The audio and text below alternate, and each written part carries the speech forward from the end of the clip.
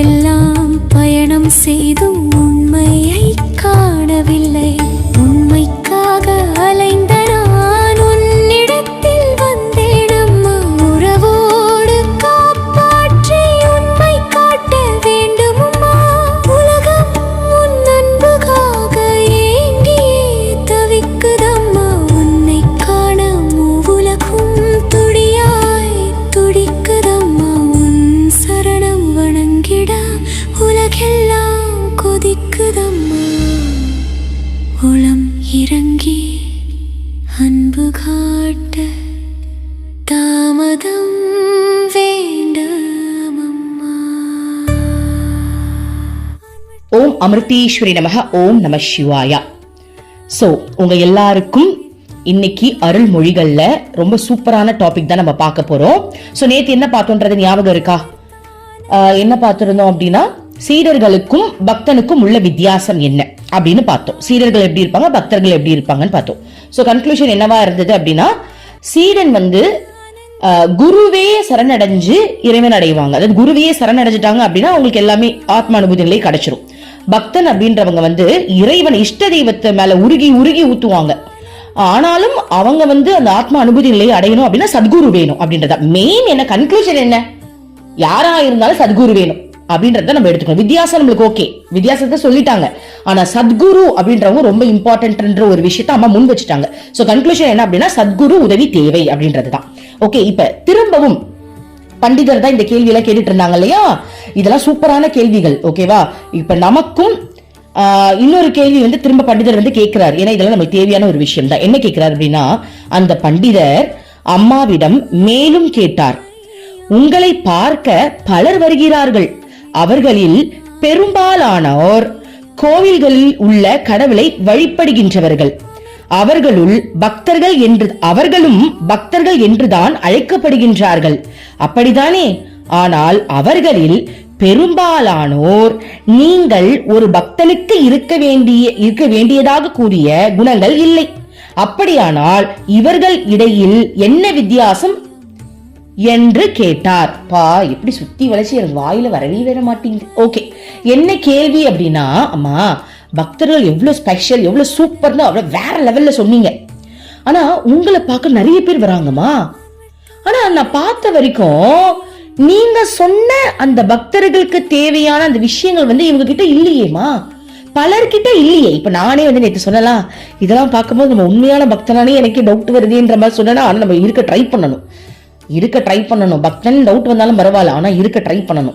So அப்ப அம்மா கிட்ட கேக்குறாங்க, இதுல நீங்க சொன்ன பக்தர்கள் பெருசா ஒண்ணும் என் கண்ணுல தெரியலையே, எல்லாம் கலந்தடிச்சுதானே வர மாதிரி இருக்கு அப்படின்னு கேக்குறாங்க. அதுக்கு அம்மாவுடைய பதில், அம்மா என்ன சொல்றாங்க அப்படின்னா, பொதுவாக கடவுளை வணங்குபவர்கள் அனைவருமே பக்தர்கள் என்ற பெயரால் அழைக்கப்பட்டாலும் உண்மையான பக்தர்களைப் போல அவர்கள் தங்களையும் தங்களுக்கு சொந்தமான அனைத்தையும் கடவுளுக்கு அர்ப்பணித்து விடுவது இல்லை. சோ இப்ப நம்ம எல்லாரையும் பக்தர்கள் தான் சொல்றாங்க. பக்தர்கள்னு சொன்னாலும் அவர்கள் தங்களையும் தங்களுக்கு சொந்தமான அனைத்தையும் கடவுளுக்கு அர்ப்பணித்து விடுவது இல்லை. தங்களையும், அதாவது பக்தன்னு சொன்னாலும் அவங்கள கடவுள்கிட்ட ஒப்படைக்கிறாங்களா? இல்ல. ஏன்னா கடவுள்கிட்ட ஒப்படைச்சவன் என்ன பண்ணுவான்? எதையுமே கேட்க மாட்டான். இறைவா எனக்கு என்ன நடக்கணுமோ நீங்க நடத்தி வைங்கன்னு சொல்லுவான். கேட்க மாட்டாங்க, எனக்கு இந்த சொத்து பிரச்சனை தீர்த்து விட்டுருங்க, இந்த லேண்டை எப்படியாவது எனக்கு வாங்கி கொடுத்துருங்கன்னு கேட்க மாட்டாங்க. சோ தன்னையே ஒப்படைக்கல, அவங்க தனக்கு தேவையானதை தான் கேட்கறாங்க. அப்ப கேட்கிறவங்க தன்னை ஒப்படைக்கலன்னு அர்த்தம். சோ தன்னை ஒப்படைக்கல, நம்பர் 1. நம்பர் 2, தனக்கு சொந்தமான அனைத்தையும் கடவுளுக்கு அர்ப்பணித்து விடுவதும் இல்லை. சோ தனக்கு சொந்தமானது என்ன? எக்ஸாம்பிள், ரிலேஷன்ஷிப்பை முதல்ல எடுத்துப்போம், அடுத்தது சொத்தை எடுத்துப்போம். யாராவது தனக்கு உள்ளவங்க எல்லாரையுமே இறைவனுக்கு சமர்ப்பிக்கிறாங்களா? என் கணவன் உனக்கே சொந்தம் இறைவா, நீ அவரை வழி நடத்து. என் பிள்ளைகள் உனக்கே சொந்தம் இறைவா, நீ வழி நடத்து. நான் கைட் பண்றேன், அதை நான் பண்றேன். அதுவும் பண்ணலன்னா அது தப்பா போயிடும். சோ எனக்கு கணவன் இருக்காரா, நான் அன்பை காட்டுறேன். நீ சொல்லி கொடுத்த மாதிரி அன்பை காட்டுறேன். பற்று இல்லாம அன்பை காட்டிக்கிட்டா உங்களுக்கு தேவையான எல்லாமே நான் செய்யறேன். ஆனா அது உனக்கு சொந்தம், நான் உரிமை கொண்டாடவே முடியாது, அது உனக்கு சொந்தம். சோ அப்படின்னு எனக்கு சொந்தமானத அப்படி நான் நினைச்சுக்கிட்டு இருக்கேன்ல, இந்த உலகத்துல எதுவுமே எனக்கு சொந்தம் கிடையாது. அது எல்லாத்தையுமே இறைவனுக்கு யாரும் சமர்ப்பிக்கிறதும் கிடையாது. இது உறவு. இப்போ சொத்தை எடுத்துப்போம். கடவுளுடைய பக்தனா இருக்கும் அப்படின்றதுக்காக இறைவனுக்கு சொத்தை எழுதி தர வேண்டியதுதானே? எல்லாத்தையும் இதெல்லாமே இறைவன் நம்ம வாய் திறந்தாலும் சொல்றோமா? ஓகே, எழுதியெல்லாம் தர வேண்டாம். இதெல்லாம் கடவுளுக்கு சொந்தமானது நம்மளால மனப்பூர்வமா சொல்ல முடியுதா? அதுக்கு கூட மனசு வர மாட்டேங்குது இல்லையா? சோ அதுதான் சொல்றாங்க. சோ அந்த மாதிரி யாருமே பண்றது கிடையாது. உலக காரியங்களில் அவர்கள் ஈடுபட்டிருப்பார்கள்.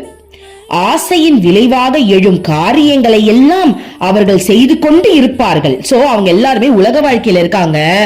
ஆசை மூலமா அவங்களுக்கு என்னெல்லாம் தோணுதோ அதெல்லாம் நிறைவேற்றுறதுக்கு தான் பாடுபட்டுக்கிட்டு இருக்காங்க. இன்னும் அவர்கள் மனதில் உலக இன்பம், உலக பொருள்களை பெரும் விருப்பங்கள், கவலைகள் இருக்கும். சோ அவங்களுக்குள்ள கண்டிப்பா அந்த உலகத்துல அனுபவிக்க வேண்டிய இன்பம், அது கிடைக்கலன்னா ஒரு துன்பம், அது எல்லாமே அவங்களுக்குள்ள இருக்குன்றாங்க. இருந்தாலும் அவர்கள் கடவுளையும் நேசிக்கிறார்கள். ஓகே, இதெல்லாமே இருக்கு, ஆனா கடவுளை வேணும் அப்படின்னு இருக்காங்க. ஓகேவா? கடவுளிடம் அன்பு செலுத்துகிறார்கள், கடவுளிடம் பிரார்த்தனை செய்கிறார்கள், அவருடைய புகழை பாடுகிறார்கள், அவரை மிகவும் மேன்மைப்படுத்தி பேசுகின்றார்கள். என்றாலும் அவர்கள் தங்களிடத்தில் இன்னும் அகங்காரத்தை, தனித்தன்மையை, வாசனைகளை வைத்துக் கொண்டு இருக்கிறார்கள். புரியுதுங்களா? சோ அவங்களுக்கு கடவுள்லாம் பிடிக்குது, ஆனா அவங்களுக்குள்ள அந்த வாசனைகள், தனக்குன்னு தனித்தன்மை, இதெல்லாம் என்னோடது அப்படின்றது ஏதோ ஒரு பிரிவினை இருக்கு. ஏதோ இல்ல, அது என்ன பிரிவினைன்றத அம்மா சொல்லிட்டாங்க. தனித்தன்மை, அகங்காரம், வாசனை, இது கண்டிப்பா இருக்கு அப்படின்னு சொல்றாங்க. அவர்களுடைய வாழ்க்கையில் சந்தர்ப்ப சூழ்நிலைகள் ஏற்படும் போது அவர்கள் செய்யும் செயல்கள் அவர்கள் கடவுளை சார்ந்திருப்பதை காட்டிலும் அவர்களது அகங்காரத்தை சார்ந்தவையாகவே இருக்கும்.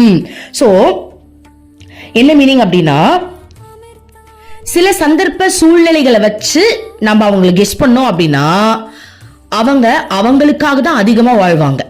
சில சந்தர்ப்ப சூழ்நிலைகளை வச்சு நீங்க பாத்தீங்க, அவங்க வாழ்ற வாழ்க்கையை நீங்க பாத்தீங்க அப்படின்னா மேக்சிமம் அவங்க வாழ்ற வாழ்க்கை அவங்களுக்கானதா தான் இருக்குமா. அதுல சுயநலம் ஊடுருவி இருக்கும். எனக்காக இது வேணும், என் குழந்தைக்காக இது வேணும், 4 பேருக்கு இதை கெத்தா வாழ்றதுக்காக இது வேணுமேனு கடவுளுக்காக வாழ்றதை காட்டிலும் எனக்கு இது வேணும்ன்ற தன்மை தான் அவங்களுக்கு அதிகமா இருக்குமா. இப்போ கடவுளுக்காக வாழ்றவங்க எப்படி வாழ்வாங்க தெரியுமா? ஒரு சின்ன எக்ஸாம்பிள் அடுத்தது அம்மா அதுக்கு சொல்லுவாங்க. எப்படி வாழ்வாங்க தெரியுமா? இறைவா, இந்த உலகத்தை நீ படைச்ச, உன் ஆசையை தீக்கிறதுக்கு நான் என்ன பண்ணணும்னு சொல்லு. உண்மையான பக்தர்கள் இறைவனுக்கு பிடிச்சது நடக்கணும்னு ஆசைப்படுவாங்க. தனக்கு இருக்கிற ஆசையே இல்ல. இறைவா, உனக்கு எப்படி இருந்தா பிடிக்கும்? இறைவா, உனக்கு நல்லவங்களா இருந்தா பிடிக்குமா? நான் நல்லவங்களா இருக்கேன். உனக்கு இயற்கையை நேசிச்சா பிடிக்குமா? நான் இயற்கையை நேசிக்கிறேன். இறைவா, எல்லாரையுமே நான் இறைவனா பார்க்கணுமா? சரி, நான் எல்லாருமே இறைவனை பார்க்க ட்ரை பண்றேன். இறைவா, வேற என்ன இறைவா உனக்கு வேணும்? உனக்கு சொல்லு இறைவா, நீ இந்த பூமியை படைச்சிருக்கல்ல, உனக்கு பிடிச்சமா நான் நடந்துக்கணுமா? அதெல்லாம் உண்மையான அன்பு. இறைவா, இங்க வாங்க, எனக்கு முதல்ல எனக்கு இது வேணும், முதல்ல எனக்கு சொல்லுங்களேன், எனக்கு இது வேணும், எனக்கு இதெல்லாம் அனுபவிக்கணும் அப்படின்றதுதான் அகங்காரம். அகங்காரம் அப்படின்றது தப்பான வார்த்தை அப்படின்றது இல்ல. அகங்காரம் அப்படின்றது தனித்தன்மை. எனக்கு இது வேணும்ல, கடவுளை விட்டு என்ன பிரிச்சு வச்சிருக்கேன்னு அர்த்தம். அப்படிப்பட்ட அகங்காரம் இருக்கும்போது பக்தர்களா இருந்தாலும் தன்னுடைய சுயநலத்திற்காக தான் அவங்க நிறைய விஷயங்கள் செஞ்சுப்பாங்கன்றதுதான் இதோட மீனிங். ஓகே, இப்பொழுது அந்த பண்டிதர் அம்மாவிடம் மீண்டும் கேள்வி கேட்கிறார். நீங்கள் சொல்லும் இந்த கருத்துகள் சீடர்களுக்கும் பொருந்துமல்லவா அப்படின்னு கேக்குறாங்க. அம்மா, இப்போ பக்தர்களுக்கு தனித்தன்மை இருக்கு, கடவுளை அவங்களுக்கு பிடிச்சிருந்தாலும் தனக்கு தேவையான விஷயங்கள் அவங்களுக்கு ஸ்டில் இருக்குல்ல, அந்த பிரிவினை இருக்குதானே, அப்போ இது சீடர்களுக்கும் தானே இருக்கும் அப்படின்னு கேக்குறாங்க. நீங்க என்ன நினைக்கிறீங்க? சீடர்களுக்கு இருக்குமா? எனக்கு தெரிஞ்ச இல்லைன்னு சொல்லுவாங்கன்னு நினைக்கிறேன். ஏன்னா அப்ப ஏன் அவங்க சீடர்கள் முதல்ல குரு கிட்ட வரணும்? ஒரு சீடன் இந்த உலகத்துல அனுபவிக்க வேண்டிய எவ்வளவு விஷயங்கள் எல்லாத்தையும் விட்டுட்டு கடவுள் வேணும்ன்றதுக்காக தானே குரு கிட்டே வராங்க. அப்ப அவங்களுக்கு அந்த மாதிரி குணங்கள் இருக்குமா என்ன? ஆல்ரெடி அதெல்லாம் தூக்கி போட்டுட்டு தானே வராங்க. சோ எனக்கு நான் நினைக்கிறேன் இருக்காதுன்னு. அம்மா இப்ப என்ன பதில் சொல்றாங்கன்னு பாக்கலாம். ஆமாம், ஆனால் இருக்கும். ஆமா, ஆனால் குருவிடம் தன்னை முழுமையாக ஒப்படைத்து விட்ட சீடனுக்கு இது பொருந்தாது. என்ன சொல்றாங்கன்னா, இருக்கும், குரு கிட்ட வர எல்லா சீடன்களும் உண்மையான சீடன்னு சொல்ல முடியாது. இப்ப எப்படி எல்லா பக்தர்களையும் உண்மையான பக்தர்னு சொல்ல முடியாது? அப்போ எல்லா சீடர்களையும் உண்மையான சீடன்னு சொல்ல முடியாது. யாரு குரு கிட்ட தன்னை முழுமையா ஒப்படைக்கிறாங்களோ அவங்களுக்கு இது பொருந்தாது. ஏன்னா முழுமையா ஒப்படைக்கணும்னு வரவங்க தன்னுடைய குடும்பத்தை விட்டுட்டு, தன்னுடைய சொத்தை விட்டுட்டு, கடவுள் வேணும்ன்ற ஒரு புரிதலோட குரு கிடைச்சதுக்கு அப்புறம் இவங்கதான் சத்குரு, இவங்கதான் கடவுள், அந்த கடவுளே அவதாரமா இந்த பூமிக்கு வந்துட்டாங்க, இனிமேலுக்கு நான் அடைய வேண்டியது வேற எதுவுமே கிடையாதுன்னு அந்த உண்மையை உணர்ந்ததுக்கு அப்புறம் எல்லாத்தையும் விட்டுட்டு தானே அவங்க வராங்க. சோ நீ என்ன வேணாலும் அடி, அதை வாங்க நான் ரெட்டின்னு வரவங்களுக்கு எப்படி வேற ஆசைகள் இருக்கும்? ஆக்சுவலி ஆசையில விட்டுட்டு தானே அவங்க வராங்க. சோ அந்த மாதிரி தன்னை முழுமையா சத்குரு கிட்ட ஒப்படைச்ச ஒரு சீடனுக்கு இது பொருந்தாது அப்படின்னு நம்ம சொல்றாங்க. குருவை சந்தித்து விட்ட பிறகு கூட உலக வாழ்க்கை நடத்த விரும்பும் சிலருக்கு இந்த விருப்பம் இருக்கலாம். உண்மையில் குரு யார் என்பதை அறிந்து கொள்ளாமல் அவருடைய வெறும் வெளி தோற்றத்தை மட்டும் கண்டு அவருடைய தெய்வீக இயல்பை காணாத சீடர்களுக்கு சந்தேகம் எழலாம். அவர்கள் குருவின் வெளி தோற்றத்தையும் வெளி செயல்களை மட்டுமே கண்டு அவரை பற்றிய அபிப்பிராயத்தை உருவாக்கிக் கொள்வார்கள். ஒன்றுக்கு ஒன்று மாறுபட்டு இருக்கிறது மனக்குழப்பத்தை உண்டாக்குகின்ற அறிவுக்கு புலப்படாத குருவின் இயல்பை அறிந்து கொள்ள முடியாமல் குருவின் வழிகாட்டுதலின்படி வாழ்ந்து பண்படவும் சாதனைகள் செய்யவும் முடியாமல் குருவிடம் இருந்து விலகி போய் விடுவார்கள். சோ ஒருத்தவங்க குரு கிட்ட வராங்க, ஒரு சீடன் வராங்க, சீடனா இருக்கலான்னு வராங்க. ஆனா அவங்க எப்படி திரும்ப வராங்க? வீட்டுல இந்த உலக வாழ்க்கை ரொம்ப கஷ்டமா இருக்கு, பொண்டாட்டி குழந்தைங்கலாம் இருக்காங்க, அவங்களுக்குலாம் என்னால சம்பாரிச்சு போட்டுக்கலாம், பொண்டாட்டி வேற கத்துன்னு கத்துறா, சந்தோஷமே எனக்கு கிடைக்கல, சுகமே இல்லை அப்படின்லாம் சில பேர் வராங்கன்னு வச்சுப்போம். அப்ப அவங்க குரு கிட்ட குருவோடைய உண்மையை புரிஞ்சுலாம் அவங்க வரல. இவர்கிட்ட போனா இவரை பாத்துக்கிற வேலையை கொடுப்பாங்க, நம்ம பாட்டுக்கு 4 வேலையை சாப்பிட்டுட்டு ஜம்முன்னு இவர் சொல்ற வேலையெல்லாம் செஞ்சுட்டு நிம்மதியா இருக்கலாம் அப்படின்னு குருவுடைய பெருமை தெரியாம, உண்மையான குரு எதுக்காக இந்த பூமிக்கு வந்திருக்காங்கன்றத புரிஞ்சுக்காம, குருவுடைய சக்திகளை தெரியாம, குருவோட வெளி தோற்றத்தை வச்சு இவங்க கிட்ட போனா கரெக்டா இருக்கும், இல்ல இந்த குரு கிட்ட போனா கரெக்டா இருக்கும், அதுவும் ஒரு விதமான சுயநலம் தானே. தன்னை மாத்தணும்ன்றதை தாண்டி எனக்கு ஒரு பாதுகாப்பு, எனக்கு ஒரு நிம்மதியான ஒரு வாழ்க்கையை வாழ்றதுக்கு இந்த குரு செட் ஆவாங்க அப்படின்ற எண்ணத்தோட ஒரு குரு கிட்ட போனாங்க அப்படின்னா அவங்களால குரு கிட்ட இருக்க முடியாதுன்னு அம்மா சொல்றாங்க. அவங்களால குரு கிட்ட இருக்கவே முடியாதான். ஓகேவா? ஏன் இருக்க முடியாது? அவங்களால குரு சொல்றத புரிஞ்சிக்க முடியாது. குரு அடிக்கிறாங்க அப்படின்னா அதை வாங்க முடியாது. குரு திட்டுறாங்க அப்படின்னா அதுக்குள்ள என்ன சூட்சமம் இருக்குன்னே அவங்களுக்கு தெரியாது. ஏன்னா குரு கிட்ட வந்துட்டோம் அப்படின்னா முதல்ல உன் கருமாவை கழிப்பாங்க. நம்ம கருமாவெல்லாம் கழிக்கணும் அப்படின்னா சில அடிகள் விழதான் செய்யும். சோ தன்னை ஒப்படைச்சாதானே குருவால சுதந்திரமா அடிக்க முடியும். தன்னை ஒப்படைக்கவே இல்லை அப்படின்னா எப்படி அடிக்க முடியும்? எப்படி உன் கருமாவை கழிக்கிறது? ஓகேவா? சோ அதனால குருனா அடிப்பாங்க அப்படிலாம் கிடையாதுப்பா. குருன்றவங்க ஃபுல்லா அடிச்சுட்டே இருக்கிறவங்க அப்படிலாம் கிடையாது. தன்னை எவ்வளவு ஒப்படைக்கிறாங்களோ அதை பொறுத்துதான் அம்மா பண்ணுவாங்க. புரியுதுங்களா? சோ அம்மா என்ன சொல்றாங்க அப்படின்னா, தன்னுடைய சுயநலத்திற்காக ஒரு குரு கிட்ட ஒருத்தவங்க வராங்க அப்படின்னா அவங்களால குரு கிட்ட கண்டினியூ பண்ணவே முடியாதுன்றாங்க. குருவை விட்டு அவங்க போயிடுவாங்களாம். அவர்களுக்கு தங்களுடைய குருவிடம் பிரிக்க முடியாத அளவுக்கு ஒட்டுதல் இல்லை. கடவுளை அடைய வேண்டும் என்னும் லட்சியத்தை அடைவதில் உண்மையான சீடனுக்கோ அல்லது பக்தனுக்கோ இருக்கும் உறுதி அவர்களிடம் இருக்காது. சோ கடவுளை அடையணும் அப்படின்ற அந்த லட்சியமே ஆக்சுவலி அவங்களுக்கு இல்ல. அவங்களுடைய பாதுகாப்புக்காக தான் அவங்க குரு கிட்ட வந்திருக்காங்க போல. அப்படிப்பட்ட சீடனுக்குள்ள இது செட் ஆவாதான். ஆத்மாவை உணர வேண்டும், கடவுளை காண வேண்டும் என்பதல்ல அவர்களுடைய குறிக்கோள். அவர்களுடைய நோக்கமெல்லாம் தன்னுடைய சொந்த ஆசைகளை தங்களுக்கு தெரிந்த வழிகளில் நடத்துவதும் அனுபவிப்பதற்காகவே ஆகும். அவர்கள் குரு அல்ல, கடவுளை கூட தங்கள் ஆசைகளை நிறைவேற்றிக் கொள்வதற்காக கருவியாக நினைப்பார்கள். சோ புரிஞ்சிச்சா? அம்மாவே ஓப்பனா சொல்லிட்டாங்க. சோ அப்படிப்பட்ட சீடர்கள் எப்படி தன்னுடைய ஆசையை தீர்த்துக்கிறதுக்காக ஒரு குரு கிட்ட வருவாங்க. தன்னுடைய கடவுள் கிட்ட இதெல்லாம் சொன்னா அவங்க தீர்த்து விடுவாங்கன்னு சொல்லுவாங்க. இப்போ நேத்து கூட நான் ஒரு கமெண்ட் பார்த்தேன், எனக்கு கடவுள் மேல நம்பிக்கை இல்லை ஆனா லா ஆஃப் அட்ராக்ஷன் மேல நம்பிக்கை இருக்கு அப்படின்னா என்ன அர்த்தம்? சுயநலம்னு அர்த்தம்.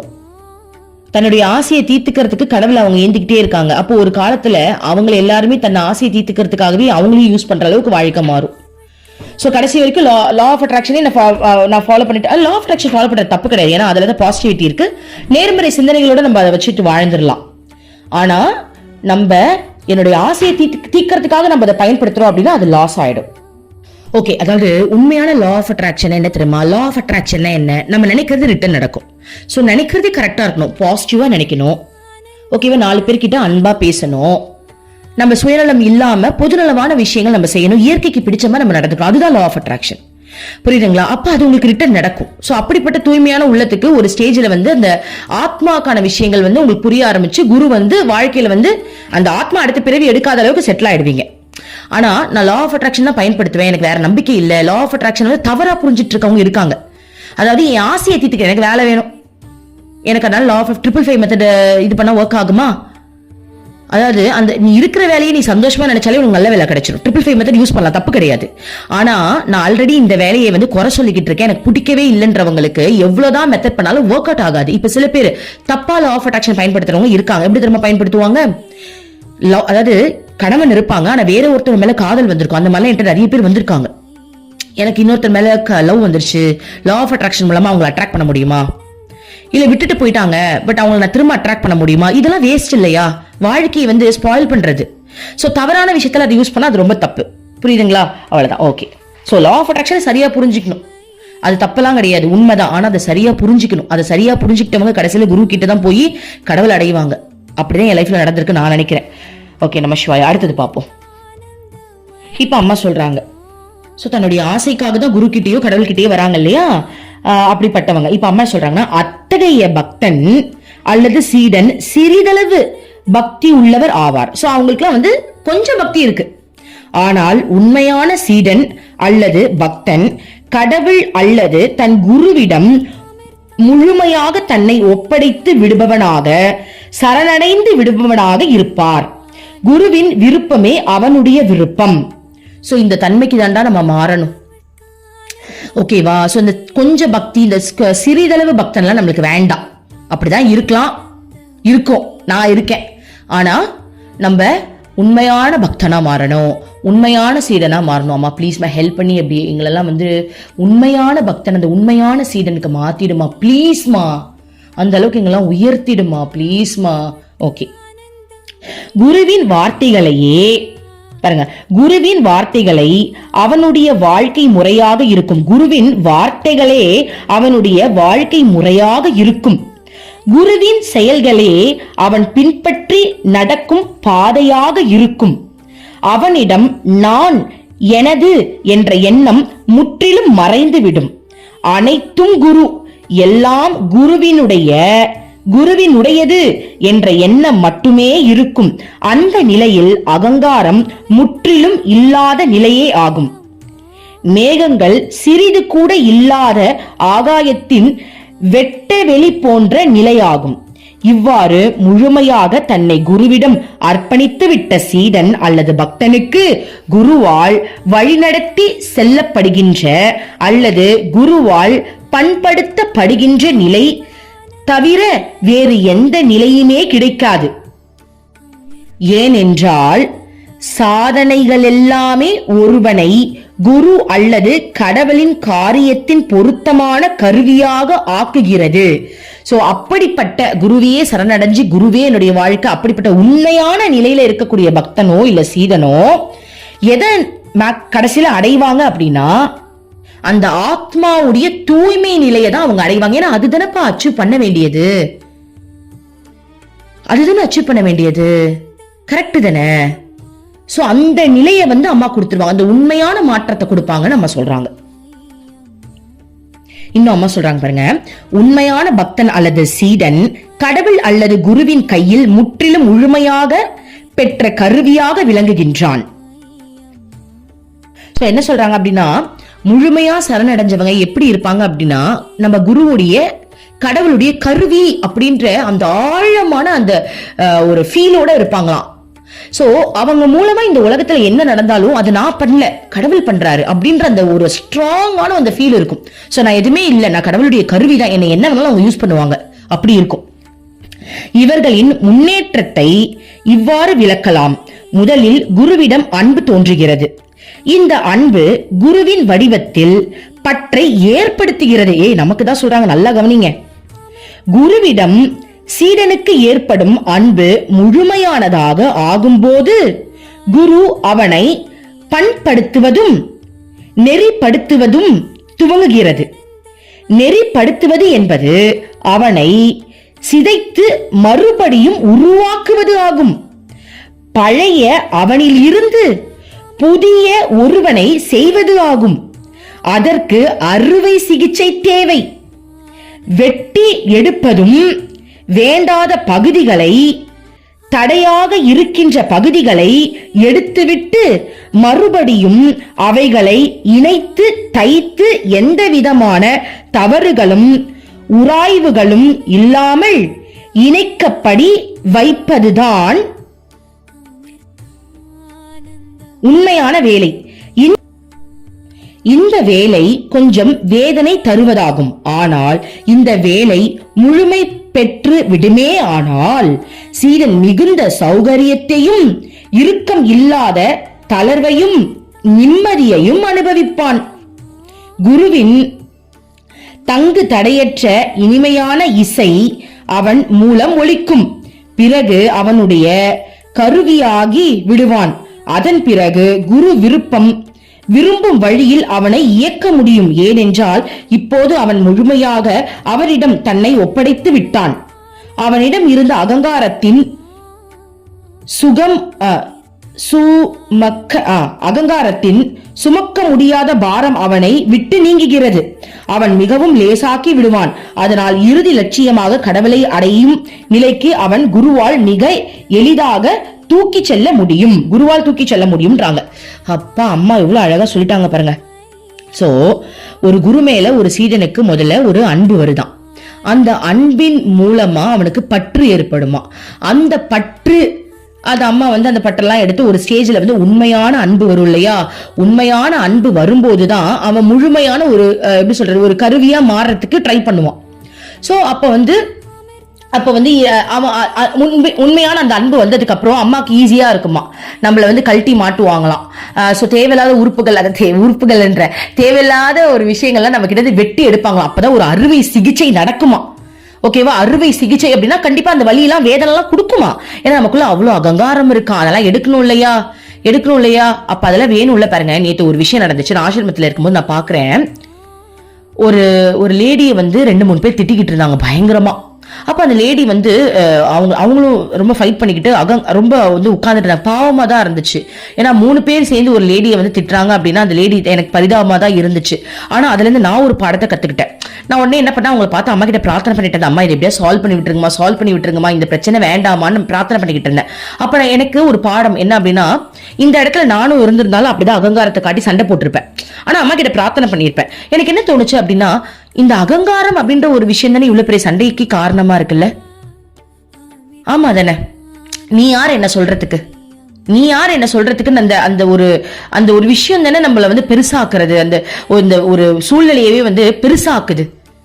அப்ப அந்த அகங்காரத்தை மட்டும் அவங்க விட்டுட்டு இப்ப என்னப்பா சால்வா போறதுக்கு என்ன வேணுமோ அதை அவங்க பண்ணியிருந்தாங்க அப்படின்னா. சோ அப்ப இதெல்லாம் நான் நினைச்சுக்கிட்டேன். அப்ப இந்த மாதிரி டெஸ்ட் எல்லாம் எனக்கு வச்சனாலாம் இப்படிதான் நடந்துக்கணும்னு அதை பார்த்து கத்துக்கிட்டேன். நம்மளாம் கொஞ்சம் பவ்யமா நடந்துக்கணும். இந்த மாதிரி நம்மளுக்கு ஒரு டெஸ்ட் வைக்கிறாங்க அப்படின்னா பொறுமையா பேசலாம், விட்டு கொடுத்து பேசுவோம், அம்மா நம்மள பார்த்துப்பா அப்படின்னு நான் கத்துக்கிட்டேன் பாருங்க. சோ அதுதான் அந்த மாதிரி இதெல்லாம் நான் நினைச்சுக்கிட்டேன். அப்ப அம்மா அவங்களுக்கு ஏதோ பாடம் நடத்துறாங்க போல, அவங்கள அகங்காரத்துல இருந்து வெளில எடுக்கிறதுக்கு ஏதோ அம்மா ஒரு டெஸ்ட் வைக்கிறாங்க போல நான் நினைச்சுக்கிட்டேன். நான் பார்த்து கத்துக்கிட்டேன். நம்மளுக்கு இந்த மாதிரி டெஸ்ட் வச்சா நம்ம கொஞ்சம் பக்குவமா நடந்துக்கணும்ன்றது. சோ அந்த மாதிரி பாருங்க, நிறைய இந்த மாதிரி அறுவை சிகிச்சை எல்லாம் செஞ்சு நம்மளுடைய மனசை தூய்மைப்படுத்தி நம்மளை சுத்தமாக்குனதுக்கு அப்புறம் நம்ம கடவுளோட இணைக்கிறது தான் ரொம்ப அதுக்கப்புறம் தான் நம்மளை இணைக்க முடியும்னு அம்மா சொல்றாங்க. அப்போ நம்ம அந்த அளவுக்கு குருன்றவங்க கடவுள்கிட்ட இணைக்க வந்தவங்க தான். ஓகேவா. சோ இல்ல எனக்கு அதெல்லாம் இப்ப செட் ஆகாது, நான் கொஞ்ச நாளைக்கு சந்தோஷம், நீங்க சொல்றதெல்லாம் பார்த்தா எனக்கு பயமா இருக்கு, கொஞ்ச நாளைக்கு சந்தோஷமா வாழணும் அப்படின்னா வாழலாம், தப்பே கிடையாது. ஆனா நீங்க வாழ்ற அந்த தனிப்பட்ட முறையில நீங்க வாழ்றீங்க இல்லையா, என் எண்ணத்தை வச்சே நான் வாழ்ந்துக்கிறேன், நான் பாசிட்டிவா மட்டும் நினைச்சுக்கிட்டே நான் வாழ்ந்துக்கிறேன், வாழலாம். ஆனா இந்த இயற்கை சில விஷயங்கள் இயற்கையெல்லாம் நீங்க மாத்த முடியாது. ஓகேவா. இயற்கையில சில மாற்றங்கள் வருதுனாலோ, இயற்கைனா என்ன, நம்மளோட பிறப்பு இறப்பெல்லாம் இயற்கையான மாற்றம் தான். அதுல ஒரு விஷயம் வருது, நல்லா இருக்கிற வரைக்கும் நல்லா இருக்கும், திடீர்னு நம்மளை சுத்தி தேவையில்லாத விஷயங்கள் நடக்குது. உயிரெல்லாம் நம்மளால மாற்ற முடியாது. லா ஆஃப் அட்ராக்ஷன் மூலமா உயிரெல்லாம் யாரோட உயிரை நம்மளால காப்பாற்ற முடியாது. அதெல்லாம் தெரிஞ்சுக்கிட்டு தான் நம்ம இந்த மாதிரி ஸ்பிரிச்சுவலா கடவுளே கதின்னு வந்துட்டோம். ஸோ அந்த எப்படி சொல்ற அந்த இயற்கை பிரபஞ்சமும் இறைவன் தான். அப்போ ஒரு ஸ்டேஜில் அதெல்லாம் உணரும் போது உண்மைக்கு நம்ம வர ஆரம்பிச்சிருவோம், உண்மையை தேட ஆரம்பிச்சிருவோம். ஸோ அப்போ உண்மையை தேடும் போது நம்மளுக்கு சரியான குரு கிடைக்கும் போது ஓகே, குருவிடம் சரணாகதி அடைஞ்சா மட்டும்தான் நம்ம இந்த பூமிக்கு வந்த நோக்கமே நிறைவேறுதுன்றதை நம்ம தெரிஞ்சுக்கிட்டோம். ஓகேவா? ஸோ அதுதான் இப்போ இதில் அம்மா சொல்லியிருக்காங்க. ஓகே, இன்னும் அம்மா இதை பற்றி கொஞ்சம் சொல்றாங்க. அம்மா தான் எப்பவுமே நல்ல விளக்கமா சொல்லுவாங்க. என்ன சொல்றாங்கன்னு பார்ப்போம். சில நேரங்களில் சிலர் தங்களை பக்தர்கள் என்றும் சீடர்கள் என்றும் சொல்லிக் கொள்கின்றார்கள். ஆனால் அவர்கள் எந்த அளவு பக்தர்கள் அல்லது சீடர்கள் என்பதை அவர்கள் குருவிடம் தங்களை அர்ப்பணித்த அளவை கொண்டுதான் நிர்ணயிக்க முடியும். உண்மையில் கடவுளிடம் கொள்ளும் பக்தியும் குருவிடம் உள்ள பக்தியும் ஒன்றே ஆகும். ஏனென்றால் கடவுளும் குருவும் ஒன்றே. வடிவமே இல்லாத ஈடு இணையற்ற சக்தி கருவியின் காரணமாகவும் அன்பின் காரணமாகவும் ஒரு மனித வடிவை எடுத்துக்கொண்டு வருவதுதான் குரு. குரு யாருன்னா, வடிவம் இல்லாத ஈடு இணையற்ற சக்தி கருணையின் காரணமாக அன்பின் காரணமாக. புரியுதுங்களா? குரு வரணும்னு அவசியம் கிடையாது. கடவுள் தானே, ஜாலியா இருக்கலாம், அவங்க பிரம்மத்திலேயே இருக்கலாம். ஆனா அந்த கருணைக்காக வராங்களாம். நம்ம பண்ண கருமாவுக்கு நம்மள என்ன அடி வாங்கணும் தெரியுமா? எப்படிலாம் மோசமா இருக்கணும் தெரியுமா? ஆனா குரு என்ன பண்றாங்களாம், என் குழந்தை அடி வாங்கிட கூடாது. புரியுதுங்களா? எவ்வளவு விஷயம் நடக்குது தெரியுமா? ஆனா என் குழந்தை அடி வாங்கிடக்கூடாதுன்னு கருணையால அன்பால நிக்கிறாங்க. எங்க வீட்லயே பாருங்க, ஏதோ சில விஷயங்கள் போயிட்டு இருக்கு போல் இருக்கு. ஓகே, ஏதோ ஒரு நெகட்டிவான சுச்சுவேஷன் எனக்கு இல்லை, என் ஹஸ்பண்டுக்கு போயிட்டு இருக்கு போல் இருக்கு. அது என் ஹஸ்பண்ட்னா இப்ப மாமியார்ல ரொம்ப கஷ்டப்படுவாங்களே, அவங்க சொல்லிதான் எனக்கே தெரியுது ரொம்ப வேதனையில இருக்காங்க போல. அவங்க என்கிட்ட சொன்னாங்க, நீ எல்லாம் கவலையே பட மாட்டியா, என்ன நடக்குதுன்னு ஒரு ஃபோன் பண்ணி கூட கேட்க மாட்டியா? நாங்க அப்படிலாம் நடக்குது அப்படின்னு சொல்லிட்டு அதுக்கப்புறம் தான் எனக்கு தெரிஞ்சோடனே அம்மா கிட்ட நான் அம்மா என்னுடைய குரு கிட்ட நான் மனசார பிரார்த்தனை பண்ணிக்கிட்டேன். அம்மா, அவங்களே ஏதோ ஒரு சூழ்நிலையில மாட்டிக்கிட்டு தவிக்கிறாங்க போலமா, நீ தாமா காப்பாத்தணும். நான் டைஸ் போட்டு கேட்பேன் இல்லையா, நான் இப்ப என்னமா பண்ணும், ஏதாவது ஸ்டெப் எடுக்கணுமா, நீ பாத்துக்கிறியான்னு கேட்டதுக்கு போட்டோடனே ஒண்ணு வந்துச்சு அப்படின்னா நான் பாத்துக்கிறேன்னு அர்த்தம். அம்மா பாத்துக்கிறேன்னு சொல்லிட்டான். அதுக்கப்புறம் நான் அதை எதுவும் பெருசா கண்டுக்கலாமா, பாத்துக்கிறேன்னு சொல்லிட்டா. அப்பதான் ஒரு மோசமான சூழ்நிலையில இருந்து என் ஹஸ்பண்ட் பாதுகாப்பா ஒரு சேஃப்டியான, நான் சொல்லிட்டேன், எது தர்மமோ அதை பண்ணுங்கம்மா, எது தர்மம் எது நியாயம் உனக்கு தெரியலாமா அதை பண்ணிடுங்கம்மா, நான் அக்செப்ட் பண்ணி தானமா ஆகணும், தர்மத்தோடு தான் நம்ம நடந்துக்கணும், சோ எது தர்மமோ அதை சரியா பண்ணுங்க அப்படின்னு நான் வேண்டிக்கிட்டேன். அப்ப தர்மப்படி அந்த விஷயம் நடந்திருக்கு, ஓகே ஆயிருக்கு பாருங்க. அப்ப அம்மா அதுல இருந்து காப்பாத்திட்டாங்களா? புரியுதுங்களா? அதாவது அந்த தன்னடக்கம் எதுலையுமே நம்ம அகங்காரத்தெல்லாம் காட்டக்கூடாது. அம்மா நீ இருக்க, நீ பாத்துக்கோமா, எது நடக்கணுமோ நீ நடத்தி வையுமா, அவள்தான் நீ பாத்துக்கோமா. சோ அம்மா அதை பாத்துப்பாங்க. ஆனா இறைவன் நம்பாதவங்க, எனக்கு குருலாம் வேண்டாம், என் வாழ்க்கையை நானே பாத்துக்கிறேன், நானே என்னுடைய எண்ணத்தின் மூலமா அதை நான் வழி நடத்திக்கிறேன் அப்படின்னா நடக்கலாம். ஆனா தன்னை மீறின விஷயங்களை ஒண்ணுமே பண்ண முடியாது. ஏன்னா எண்ணம் அவங்களுக்கு மட்டும் இல்ல, சுத்தி இருக்கிற எல்லாருக்குமே எண்ணம் இருக்கு. இவங்க ஒருத்தவங்களை எண்ணத்தின் மூலமா மாத்திரலாம்னு இவங்க நினைக்கிறாங்க. ஆனா இவங்களை வேணா இவங்க மாத்திக்கலாம். தன்னைத்தானே செதுக்குறவங்க கடைசியில நம்ம படிச்ச எல்லாத்துக்கும் வந்துருவாங்க. ஆனா என் எண்ணத்தின் மூலமா நான் இன்னொருத்தவங்களை மாத்துறேன்னு நினைக்கிறவங்களால ஒண்ணுமே பண்ண முடியாது. டம்ளருக்குள்ள நீச்சல் அடிக்கிறாங்க. என் எண்ணத்தை வச்சு நான் வாழ்ந்துப்பேன், நான் லா ஆஃப் அட்ராக்ஷன் யூஸ் பண்ணி நான் என்னோட எண்ணத்தை வச்சு வாழ்ந்துப்பேன்னு அவங்க நினைக்கிறாங்க. வாழலாம், ஆனா அவங்களை சுத்தி நிறைய பேர் இருக்காங்க, எல்லாருக்குமே எண்ணம் இருக்கு. அப்போ இறைவனை சரணாகதி அடையணும். குருவை சரணாகதி அடைஞ்சா மட்டும்தான் நம்ம உண்மையை அடைய முடியும். குருவின் வடிவத்தில் கொள்கின்ற பக்தியும் அர்ப்பணிப்பும் நமக்கு கடவுள் என்றும் பரமாத்மா என்றும் அழைக்கப்படுகின்ற நிலைக்கு அழைத்து செல்கிறது. அங்கே சில மேல்நாட்டு சீடர்களும் இருந்தார்கள். அவர்களுக்கு அம்மாவின் கருத்துக்கள் மொழிபெயர்த்து சொல்லப்பட்டன. அவர்களில் ஒருவர் அம்மாவிடம், அம்மா, தன்னை நெருப்படுத்திக் கொள்ள ஒருவன் குரு பக்தியை எப்படி தன்னிடம் வளர்த்துக் கொள்ள முடியும் என்று கேட்டார். இதை நம்ம நாளைக்கு பார்க்கலாம். ரொம்ப அழகான கேள்வியா இருக்குல்ல? நீங்க சொன்னது எல்லாமே சூப்பர். சோ நான் எப்படி குரு பக்தியை வளர்க்கறதுன்னு கேட்கறாங்க. நம்ம எல்லாருக்கும் ரொம்ப தேவையான ஒரு விஷயம். அதை நம்ம நாளைக்கு பார்க்கலாம். ஸோ இன்னைக்கு நிறைய விஷயம் அம்மா நம்மளுக்கு சொல்லி கொடுத்துருக்காங்க. அம்மா ரொம்ப நன்றி, கோடான கோடி நன்றிம்மா. எங்களெல்லாம் சூப்பரா வழி நடத்துறீங்கம்மா. எங்களெல்லாம் வழி நடத்தி எங்களை கொண்டுட்டு போயிடுங்கம்மா. எங்களெல்லாம் கடவுள்கிட்ட உயிரோட இருக்கும்போதே இந்த முக்தி நிலையை கொடுங்கம்மா. ஓம் அமிர்தேஸ்வரம, ஓம் நம சிவாயா. மனமே உனக்கு சொந்தம், ஒருவரும் இல்லை என்ற உண்மையை ஒரு நாளும் நீ மறந்திடாதே.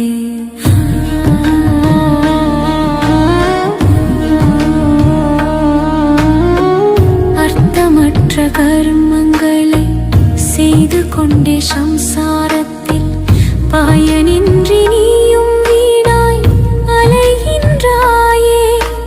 காயமது மாயமதனை சவம் என்று உணர்ந்து கொண்டு சத்தியத்தை அறிந்திட நாம் வழி தேடுவோம். நிலையில்லா உலகினை நிஜமென்று எண்ணிடாதே. மெய்ப்பொருளாம் அந்த சக்தி என்றும் ஒன்றுதான்.